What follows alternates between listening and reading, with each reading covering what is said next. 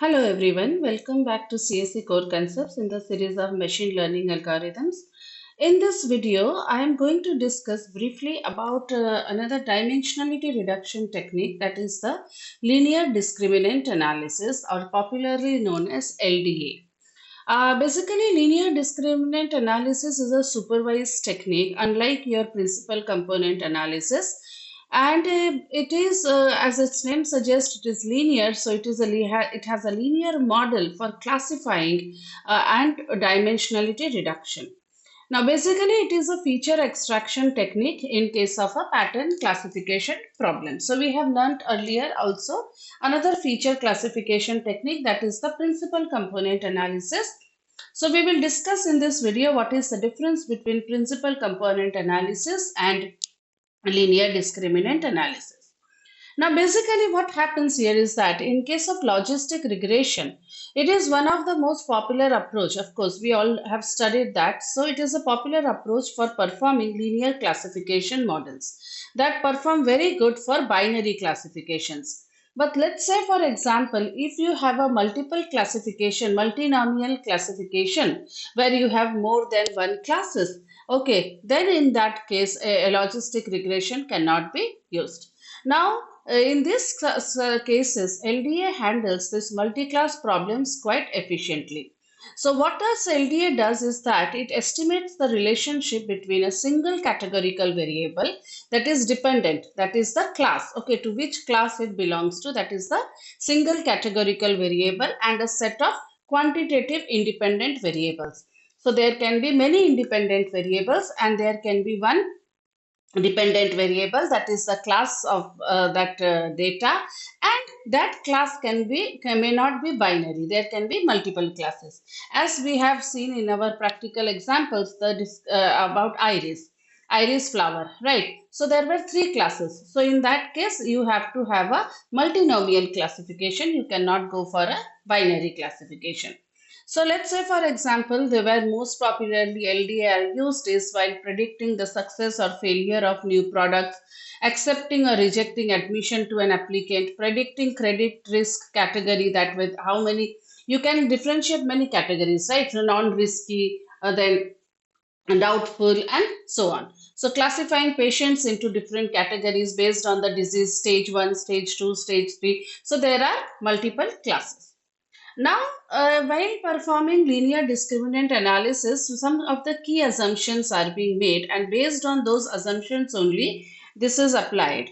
That is, first of all, it believes that the data follows a Gaussian distribution, or you can call it as a normal distribution, that is the bell-shaped graph, right?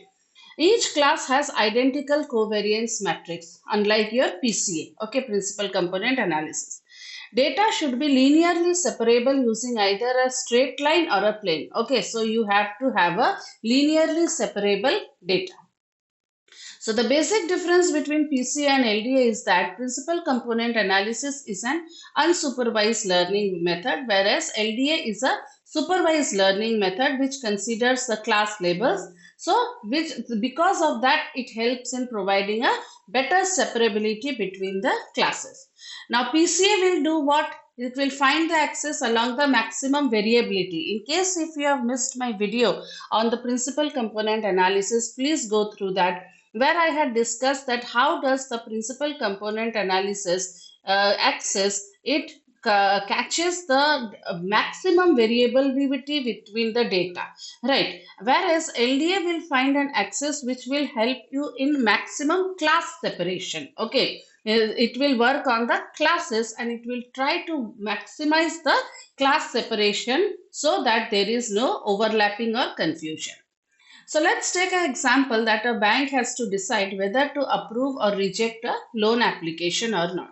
So it has two features to make the decision, that is the applicant's credit score and its annual income. Okay, so based on only these two features, the bank is going to decide whether it has to approve a loan or to reject a loan application.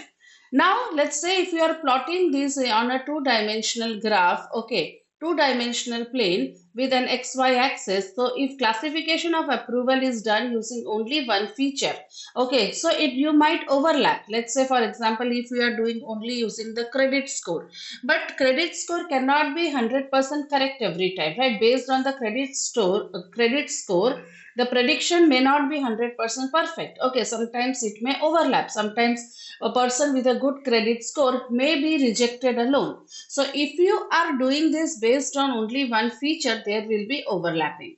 So if you are applying linear discriminant analysis here, you can draw a straight line which will help you to separate the two classes.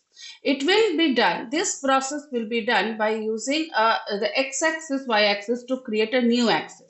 Now basically LDA does what? It reduces the number of axes. So if you have two features to discriminate, it will create one line, okay, a linear line. Okay, so if you have three features, okay, for a classification problem, it will create two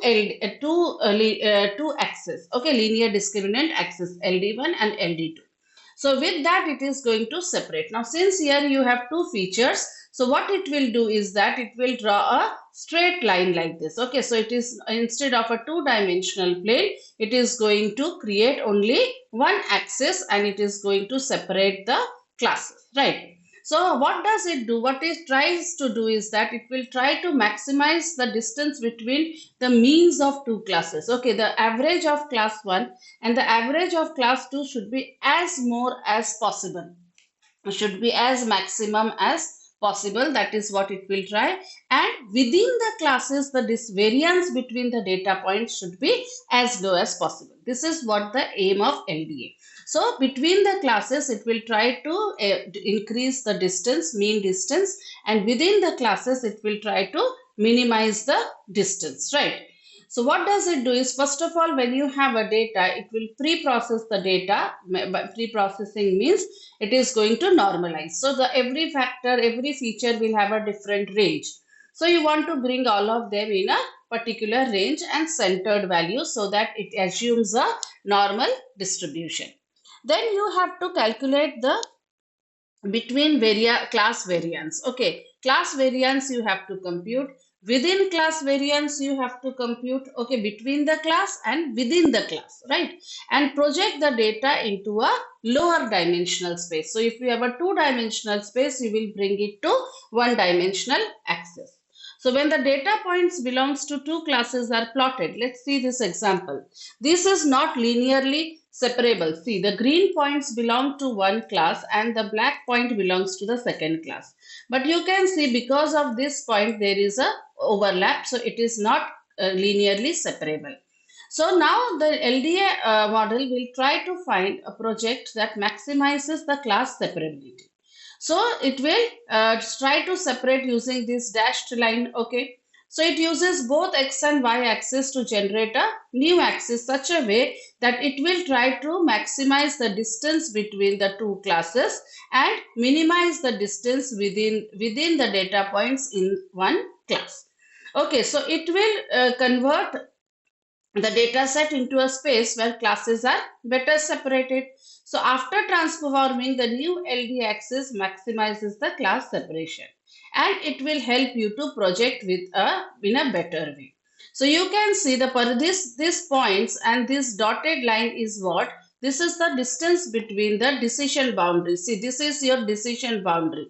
You are separating the class here. Okay, overlapping is there, but as less as possible, right? So this is you have to increase this distance as much as possible and you have to decrease this distance as much as possible, right? So the perpendicular distance between the decision boundary and the data point will help to visualize how it reduces the class variation and increases the separability. So all the classes are plotted in using a one-dimensional axis. So this is one class, this is the second class. So you can see the distance between these two classes is maximized and the distance between these two classes, the data points within the classes is minimized. Okay. So I hope you understood, and in my upcoming video, I am going to upload a demonstration of the LDA where it will be more clear to you how does the LDA work. Okay, so please don't forget to like, share, and subscribe to CSE Core Concepts and stay tuned for more such informative videos. Thank you.